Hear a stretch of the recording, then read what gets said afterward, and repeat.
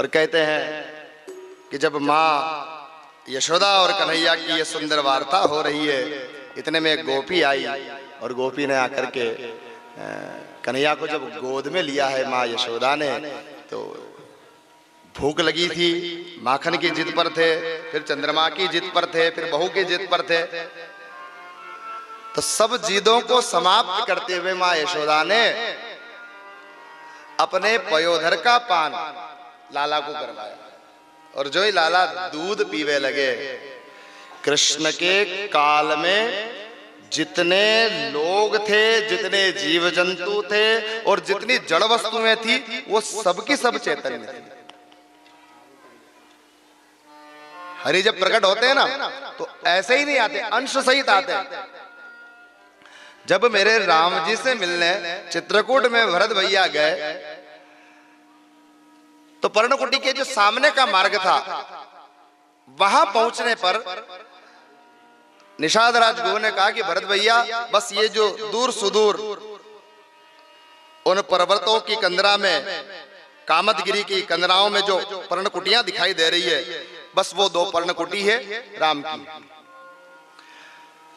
तो भरत जी ने मार्ग बदल दिया। निषाद राज ने कहा कि ये रास्ता है भैया, इस रास्ते से चलो। बोले मैंने ऐसा कोई काम नहीं किया कि मैं भगवान के सामने से जाऊं, तो बोले मैं पीछे के मार्ग से आऊंगा। तो पर्णकुटियां थी, सूचना मिल चुकी थी राम को कि भरत आ रहा है। तो राम जी भी जो धूल के गुबार उड़ रहे थे उत्तर दिशा में, उस गुबार की ओर दृष्टि करके खड़े हुए हैं कि इधर से भरत आ रहा है, इधर से भरत आ रहा है। पर भरत भैया निषाद राज गुरु के साथ उस पर्णकुटी के पीछे से आए। और जब भरत भैया दंडवत होकर के धरती पर लेटने लगे, तब किसी ने कहा, प्रभु हाँ, आपका भरत आपको दंडवत प्रणाम कर रहा है। प्रभु मार्ग जोह रहे थे उत्तर दिशा की ओर, कहां है भरत? बोले जरा पीछे देखिए। दक्षिण दिशा की ओर देखा तो भरत भैया दंडवत प्रणाम किए हुए थे। मेरे राम ने भरत को देखते ही दौड़ पड़े भरत को गले से लगाने के लिए। तो उस राम काल में भी राम के उपवस्त्र में चैतन्यता थी, राम के तरकश में चैतन्यता थी,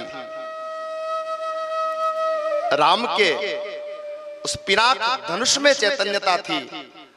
और जब भरत भैया को राम उठा करके गले लगाने के लिए दौड़े हैं, कहते हैं उस समय कहू पट कहू निशंग कहू चीरा।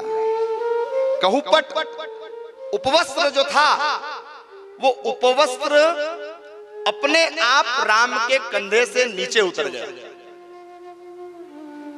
उपवस्त्र नीचे उतर गया। निशंग धनुष और बाण वो अपने आप छूट गए।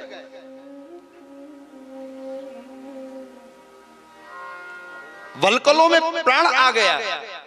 किसी ने पूछा तुम क्यों गिर गए? तो वल्कलों ने कहा कि मेरे राम जब भरत को उठा करके गले से लगाएंगे ना, तो राम और भरत इन दोनों का हृदय मिलेगा, और हृदय मिलेगा तो उपवस्त्र कहता है कि मैं अगर राम के हृदय पर रहा तो भरत और राम के हृदय के बीच में मैं आ जाऊंगा, और इन दोनों के हृदय मिले तब मुझे बीच में नहीं रहना, इसलिए मैं नीचे गिर गया।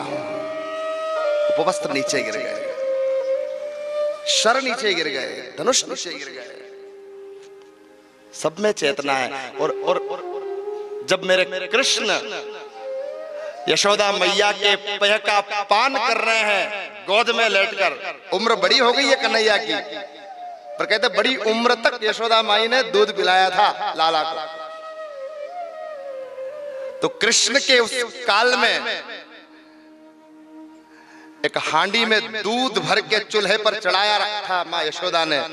उस दूध में चैतन्यता आई, और उस दूध ने महाराज जी सोचा कि मेरा तो जीना ही बेकार है, मैं किस लिए जीऊं? अगर कृष्ण को माँ यशोदा का ही दूध पीना है तो मेरा इस सृष्टि में क्या काम। और वो दूध उफन करके अपनों प्राणों का त्याग करते हुए उस चूल्हे में जल करके मरने लगा। कितनी सुंदर कविता है कवि, मरने लगा। इतने में एक गोपी आई, ओ यशोदा, अरे कहां इस छलिया के चक्कर में पड़े हो, इसने पूरे ब्रजमंडल को बहुराया हुआ है, सबको पागल कर रखा है इसने, जरा काम काज पर ध्यान दो। देखो चूल्हे पर दूध उफन रहा है, सब जल रहा है तुम्हारा दूध।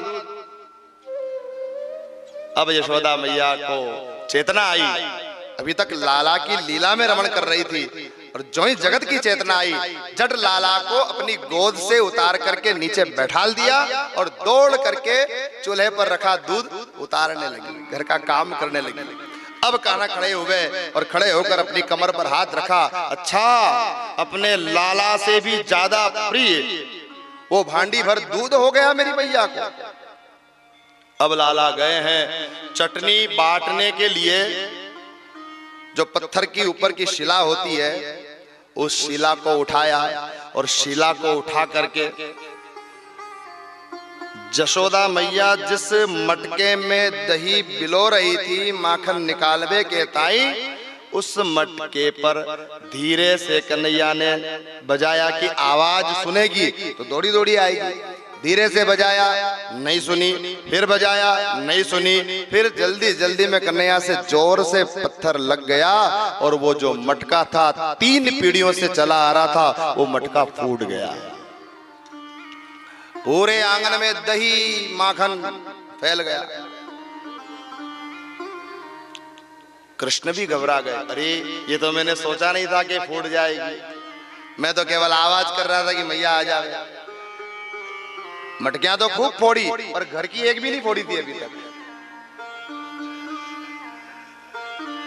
या तो कहीं सुन लिया था कृष्ण ने, जब गोपियां उलाना देती थी ना तो यशोदा ने किसी से कहा, बोले पता नहीं है तुम लोगों की मटकियां क्यों फोड़ता है, कभी हमारे घर तो एक मटकी इसके हाथ से नहीं फूटी। तो मैया ने जब ये कहा था तो लाला ने सुन लिया था। लाला ने आज मैया के मनोरथ को पूर्ण किया है। मटका फूटा, दही फैल गया, मैया आई रसोई से, पूरे आंगन में दही देखा, माखन देखा। इस दही माखन का मोल कन्हैया के माधुर्य से अधिक नहीं है, पर मेरी माँ यशोदा ने सोचा कि ज्यादा लाड़ दुलार करूंगी तो बिगड़ जाएगा, समझाना जरूरी है। और मैया आज दौड़ी है पीछे, लाला आगे आगे, मैया पीछे पीछे। नंद बाबा की चांदी की छड़ी मैया के हाथ में। लाला रुक, आज तो बताऊंगी, लाला रुक, आज तो बताऊंगी, बहुत बिगड़ गयो है, बहुत बिगड़। 80 साल की उम्र में लाला हुआ था, बूढ़ी अम्मा कितना दौड़ती साहब, कितना दौड़ती,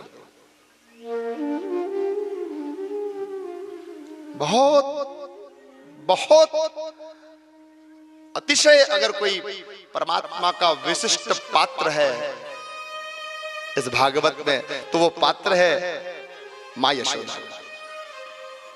न जन्म हुआ यहां, न कोई संबंध है इनसे,